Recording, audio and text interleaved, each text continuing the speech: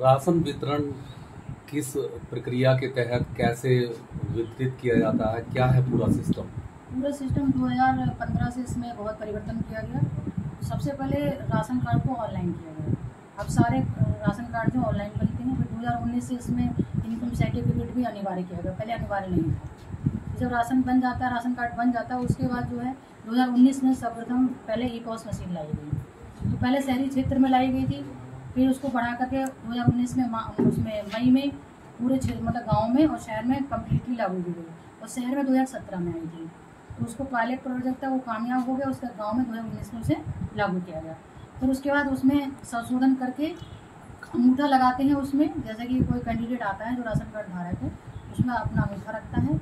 उसके बाद जब ओके होता है तो उसके बाद उसको राशन दे दिया जाता है। उसकी भौतिक सत्यापन हो जाता है कि हाँ राशन कार्ड धारक आया, अपना लेके गया।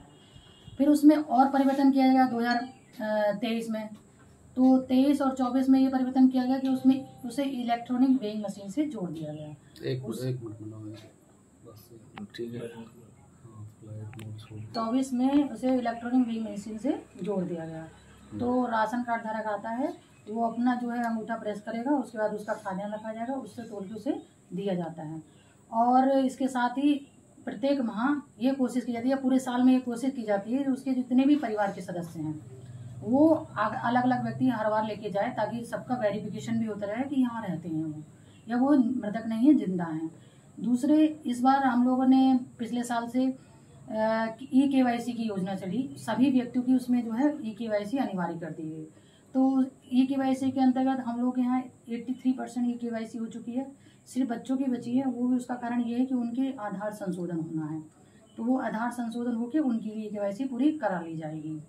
तो इस प्रकार से हमारे यहाँ जो है राशन का वितरण हो रहा है, बहुत पारदर्शी हो रहा है। अगर कोई इसमें गड़बड़ी करता है या गड़बड़ी करते हुए पाया जाता है तो उसके खिलाफ कार्रवाई की जाती है।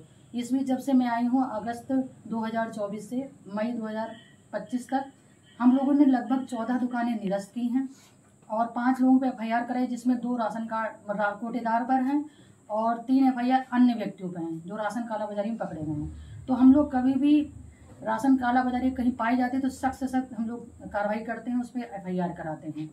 और हमने इसके इसी बीच 10 दुकानें निलंबित की और 20 कोटेदारों को नोटिस दिए।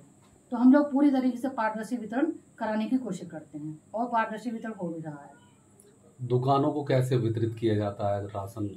दुकानों को जो सिंगल स्टेज के तहत दिया जाता है और ये इनका काम जो है, ये लोग नियुक्त किए जाते हैं संभागीय खाद्य अधिकारी, यहाँ से वो मंडल स्तर पर होते हैं। और इसके यहाँ के जो मुख्य अधिकारी इनके हैं वो है जिला वितरण अधिकारी। तो वो लोग अपना पहुँचवाते हैं दुकानों तक। किस तरह से जाता है, मतलब ये इस बारे में कोई ट्रांसपोर्टेशन नहीं, ये लोग नियुक्त किए जाते हैं, ठेकेदार नियुक्त किए जाते हैं, तो वही पहुँचाते हैं।